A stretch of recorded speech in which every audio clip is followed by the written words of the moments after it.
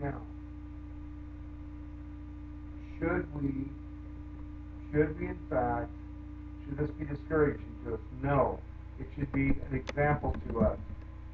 Should be an example to us. Amen? It should.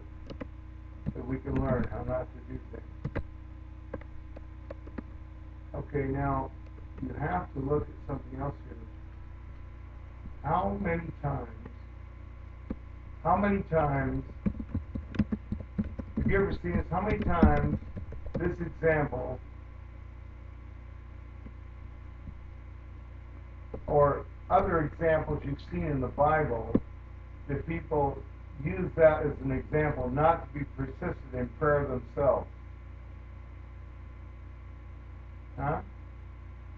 Should we pull that out of the hat and say, well, see, Moshe didn't get his prayer answered, and look for an excuse? No, we should not.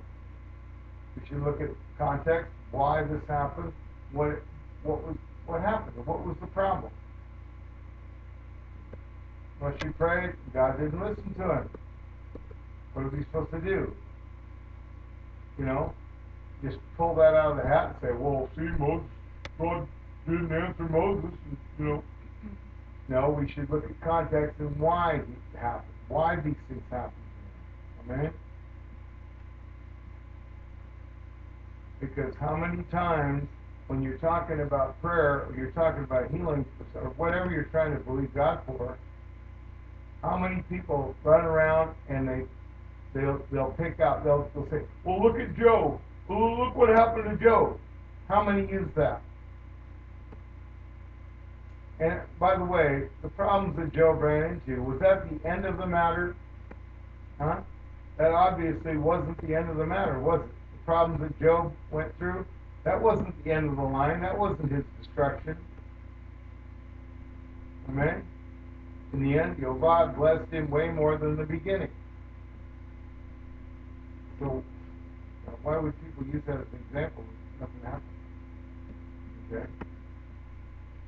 Just as in this story here, Moshe's refusal that Yehovah doesn't answer his prayer for him the way he wants it right then, was that the end of the story? Was that the end of the story? Because Yehovah said, no, you're not going to go into the land? No, it wasn't the end of the story. There are more lessons to learn here. And we'll see as the story unfolds, we'll see as we go through Devarim, and Moshe reminds the children of Israel over and over and over, don't forget Yehovah. Don't forget Yehovah. He just repeats that theme over and over and over. Why? Because as human beings, we need to be reminded. Amen? We need to be reminded. We need to be reminded of the goodness of Yehovah. We need to be reminded from our brothers the things that God has done, that He is doing, He continues to do. Amen? We need to be reminded of that. We're to encourage one another to faith and good works. Okay? So obviously, Moshe's refusal is not the end of the story. How about when people pull out Paul's thorn in the flesh? As a matter of fact, they don't pull out the thorn out of his flesh. They leave it in there, and they'll bring it up over and over and over. Was that the end of the story in Paul's disease, in Paul's life?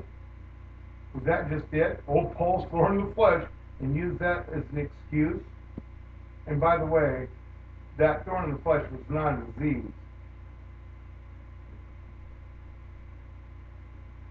And so don't hurt yourself and use that as an excuse not to be healed, as many do.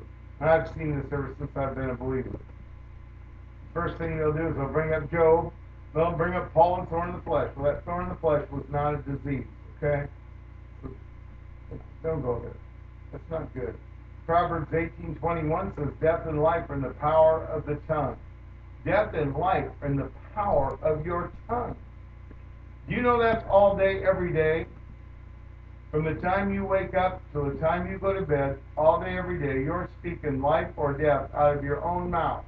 Not just into your physical body, but into your relationships, into your children, into your friends, into the fellowship you attend, into your work where you live, into your business, into your co-workers, in the people at the grocery store, at the guy at the gas station.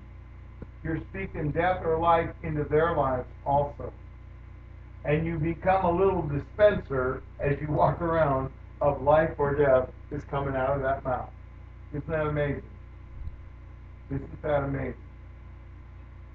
We told the story the other day that I had Lamb a few years ago because my wife Lamb, she's been keeping Pesach all of her life. So every year I have her do a teaching on how to prepare for Pesach and what it's about. Okay? There's safety in a multitude of counsel. Okay? Here's a woman that's been brought up in a Jewish household who's filled with the Ruach, speaks in tongues, and can tell you about the Pesach. Amen? That's a good thing. Alright? And I listen to that.